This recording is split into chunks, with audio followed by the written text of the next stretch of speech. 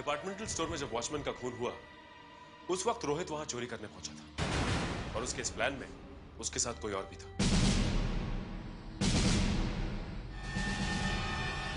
मतलब हमें उस दूसरे आदमी को ही ढूंढना है।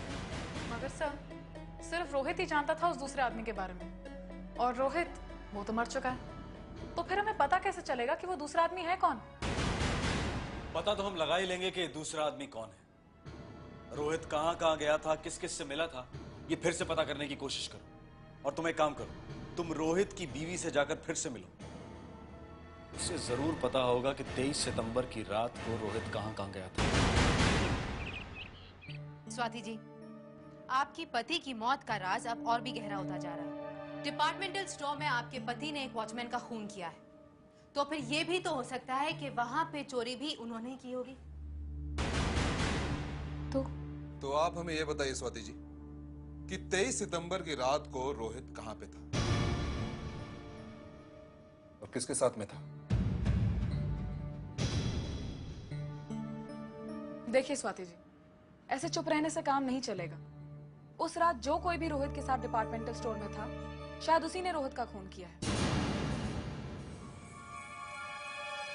देखिए स्वाति जी, प्लीज बताइए, उस रात रोहित के साथ कौन था? मुझे कुछ याद नहीं आ रहा। स्वाति, कुछ याद करने की कोशिश करो प्लीज।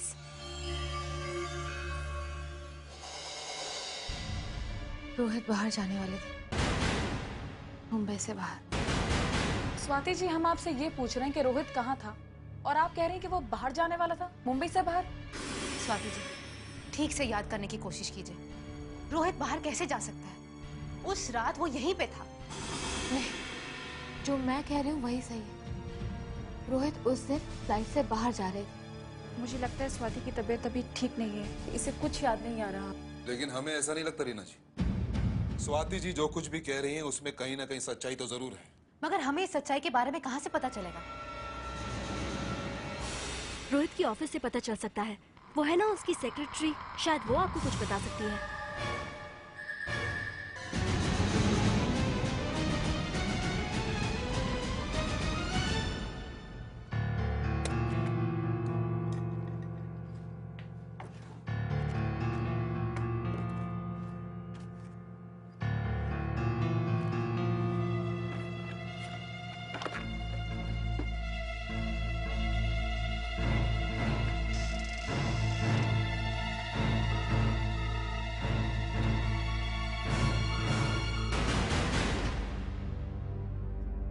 आप लोग फिर से?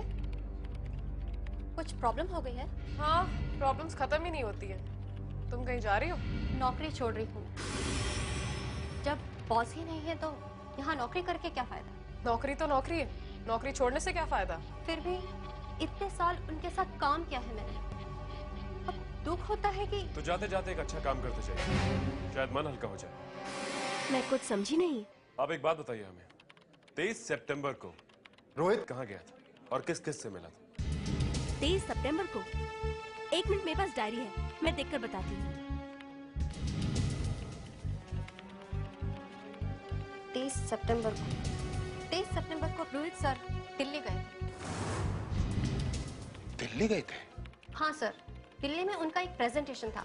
अच्छा, तो फिर ये दिल्ली से ऑफिस कब आए? दूसरे दिन सुबह। दूसरे दिन सुबह? पर ऐसे कैसे हो सकता है? जब वो यहाँ पे नहीं था तो उसकी उंगलियों के निशान डिपार्टमेंटल स्टोर में कैसे आए?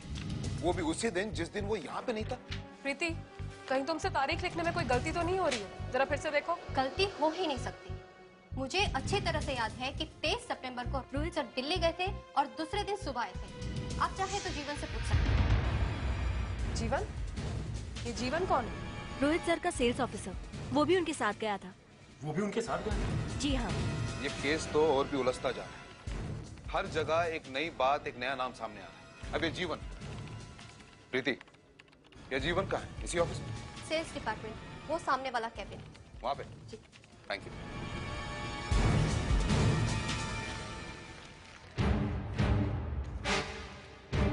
नहीं सर, ये बात गलत है, मुझे मत फंसाइए, क्योंकि मैं तो दिल्ली गया ही नहीं। क्या? जी हाँ, मेरे ससुर की अचानक तबीयत खराब हो गई, इस वजह से मैंने अपना प्रोग्राम बदल दिया। क्यों? क्या हुआ था उन्हें? Heart attack. और ये बात फौरन मैंने रोहित सर को बता दी कि मैं उनके साथ नहीं आऊंगा। तो उन्होंने मुझे कुछ कहा तो नहीं, पर अकेले जाने में वो घबरा रहे थे। घबरा रहे थे? क्यों? एक्चुअली वो प्लेन में अकेले ट्रैवल नहीं करते, प्लेन फोबिया। उन्हें अकेले ट्रैवल करने में डर लगता था। तो वो दिल्ली गया था या नहीं गया था? दिल्ली तो वो गए थे। एक ऐसा आदमी जिसे प्लेन में बैठने से डर लगता, वो दिल्ली गया कैसे? ये बात कुछ जमी नहीं। अच्छा एक बात बताओ, कौन सी फ्लाइट से तुम वापस आने वाले थे दिल्ली से? सर फ्लाइट वहां से 8:30 बजे चलती है, जो यहाँ 10:30 बजे पहुंचती है। Flight number 253। Flight number 253। Abhimanyu, लगता है हमें एयरपोर्ट जाना पड़ेगा।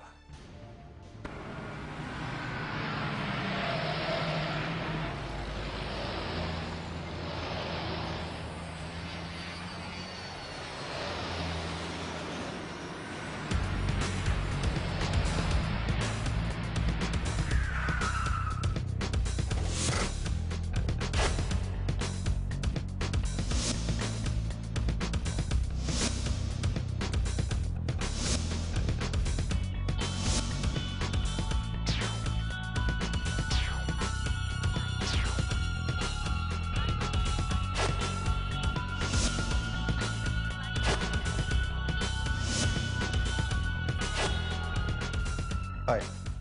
जी कहिए। हमें थोड़ी इन्फॉर्मेशन चाहिए। क्या मदद कर सकती हूँ मैं आपकी? जरा बताइए, दिल्ली से मुंबई आने वाली फ्लाइट 253 में इस तारीख को कितने पैसेंजर्स थे? ये तो मुझे चेक करके बताना पड़ेगा, क्योंकि ये डेट काफी पुरानी है।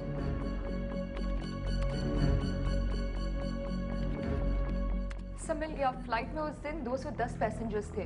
ओह, जरा बताइए, अगर 210 लोग सवार थे तो कितनी सीटें खाली थी? सर सीटें बिल्कुल खाली नहीं थी, सब भरी हुई थी। सारे पैसेंजर्स थे फ्लाइट पे उस दिन।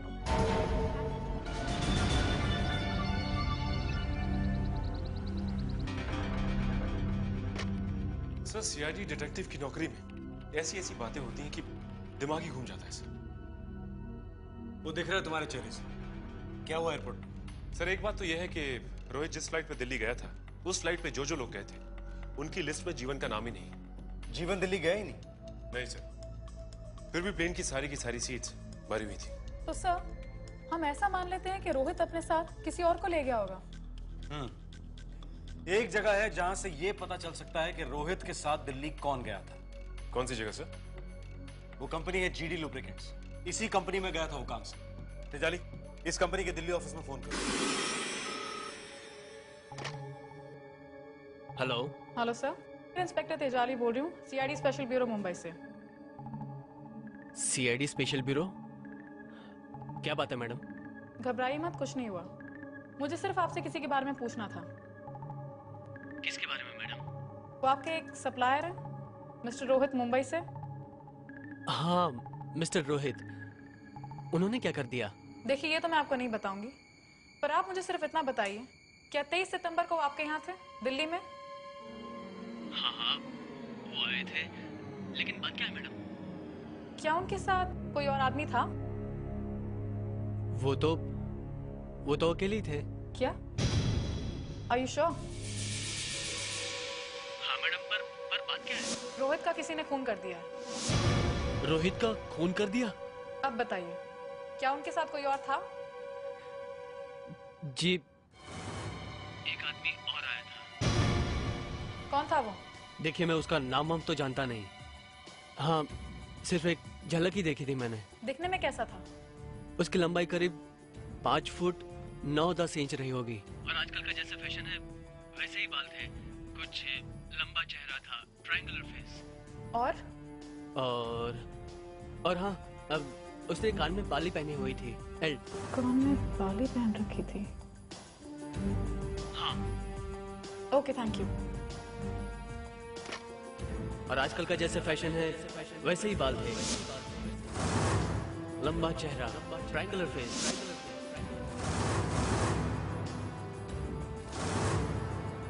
उसने कान में बाली पहनी हुई थी। प्रदीप,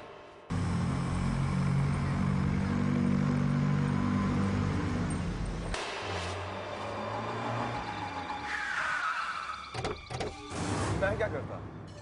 मुझे जाना पड़ा रोहित के साथ दिल्ली। क्यों? वो अकेले नहीं जा सकता था? जा सकता था, लेकिन उसे अकेले प्लेन में बैठने से डर लगता था। वो प्लेन में अकेले नहीं बैठ सकता था, इसलिए उसने मुझे साथ चलने के लिए कहा और मैं चला गया। भाई वाह, भगवान सबको आपके जैसा साला दे। अपने जीजा जी की कितनी सेवा करते हैं बेचारे। फिर आप लोग वापस कब आए दिल्ली से? उसी दिन रात को वापस आ गए थे। आप लोगों को क्या लगा हम लोग वापस नहीं आएंगे? उसी रात फ्लाइट मिली और हम वापस आ गए। वापस आके तुम सीधा घर गए थे या कहीं और कहाँ जाएंगे? किसी डिपार्टमेंटल स्टोर में।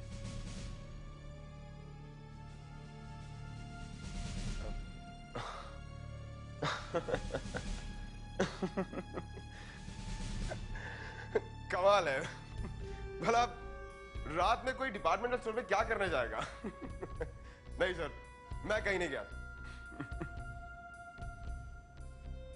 आपके जीजा जी कहाँ गए? वो अकेले थे या उन्हें जमीन पे भी डर लगता है? नहीं नहीं, जमीन पे डर कैसा? वो कह रहे थे कि उन्हें कुछ खरीदना है और मैं काफी थक गया था, इसलिए मैंने टैक्सी पकड़ी और मैं घर वापस चला आया। अच्छा, तो आप अपने जीजा जी के साथ डिपार्टमेंटल स्टोर नहीं गए? सर, मैंने आपको कितनी बार कहा है कि मैं डिपार्टमेंटल स्टोर नहीं गया था, नहीं गया था, नहीं गया था।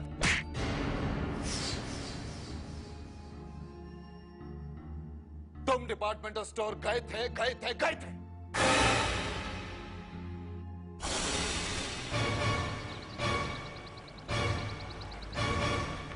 प्लीज प्लीज एसीपी साहब, मैं आप लोगों के सामने हाथ जोड़ता हूं, मेरी बहन को कुछ मत बताना। अब फिक्र हो रही है तुझे अपनी बहन की? उसके पति को मारने के बाद अपने जीजा को ही मार दिया तूने। मेरा भी दोस्त था वो, कॉलेज के जमाने का दोस्त था मेरा वो। दोस्त भी था और जीजा भी था। हाँ? हाँ, हम एक दूसरे को 8 साल से जानते थे और हमें खतरनाक काम करने में मजा आता था। खतरनाक काम मतलब किसी का खून करना? नहीं नहीं, चोरी वगैरह। चोरी? पैसों की कमी है तुम लोगों को? नहीं, हमें चोरी करने में मजा आता था। पैसे वाले होके भी चोरी करते थे? उस दिन हम दोनों के बीच में शर्त लगी थी। उसने मुझसे कहा कि अगर आज मैं किसी दुकान से कुछ चुरा लूंगा तो मुझे कार देगा। ओह, तो ये चोरी कार के लिए की गई? हम दोनों डिपार्टमेंटल स्टोर के अंदर गए, वो बंद होने वाला था, हम अंदर जाकर छुप गए।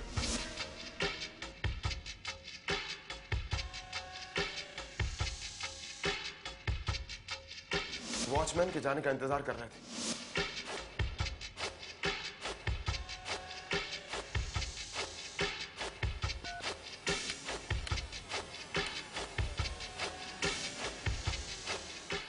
वो जा चुका था, हम बाहर निकले।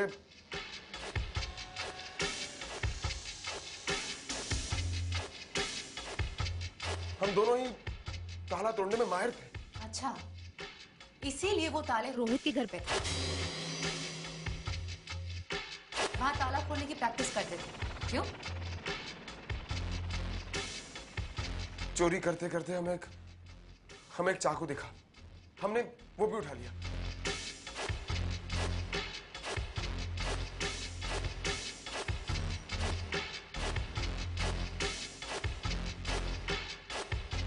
जब हम पीछे पलटे और देखा वॉचमैन खड़ा हुआ था।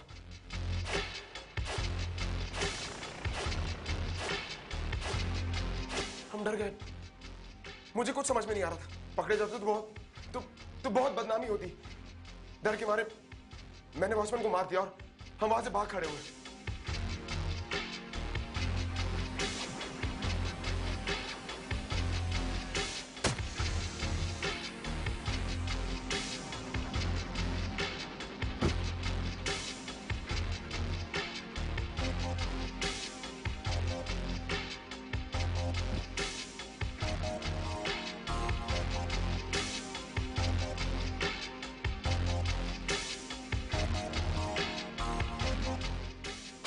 हमें बाद में पता चला कि हमें किसी ने देख लिया था। वो हमें ब्लैकमेल करने लगा, फोन करने लगा। तुम्हारा दिमाग खराब हो गया क्या? बीच सड़क में खड़े हो, इतनी बड़ी गाड़ी दिखाई नहीं देती क्या? दीजिए ना साहब, ऐसी अपुन को एक नई कार। आप लोग की तरह अपुन भी लॉन्ग ड्राइव पे जाना चाहता है, तो प्लीज दीजिए ना ऐसी एक कार अपुन को भी। तुम सच में पागल हो गए हो। एक तो बीच रास्ते में हमें रोकते हो और फिर अब हमारी कार मांग रहे हो। अरे मैडम, ये कार नहीं, ऐसी नई कार चाहिए अपन को, ऐसी। ब्लैकमेल? हाँ, सब कुछ लूट लिया उसने हमारा, गाड़ी, बंगला, सब कुछ। लेकिन फिर भी उसका मुंह बंद होने का नाम ही नहीं ले रहा था। फिर रोहित कहने लगा कि अब मुझसे सहन नहीं होता, मैं सब कुछ पुलिस को बता दूंगा। वो गया था पुलिस के पास? नहीं, उससे पहले मैंने उसे मार दिया मैंने उसे। अगर वो पुलिस के पास चला जाता तो मुझे फांसी हो जाती। तो अब क्या होगी? अब भी तो वही होने वाला है। कैसे मारा तुमने रोहित को? मैं ब्लैकमेलर के साथ मिल गया था। ओह, ब्लैकमेलर से ही दोस्ती कर ली? पहले तो वो काला मास्क पहनकर घर में आया और जब स्वाति फोन करने के लिए मुझे घर से बाहर गई तो उसने लाश वाली गाड़ी वहां से हटाकर अपनी गाड़ी वहां लगा दी, जो बिल्कुल रोहित की गाड़ी जैसी थी। है कौन है ब्लैकमेलर? चरण है उसका नाम।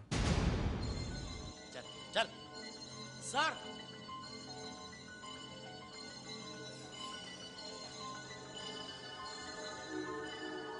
सर यही है वो ब्लैकमेलर, चरण चोटी साहब। अभी तो मेरी नौकरी पक्की ना, मेरे को एडमिशन लेटर जल्दी मिल जाएगा ना अभी।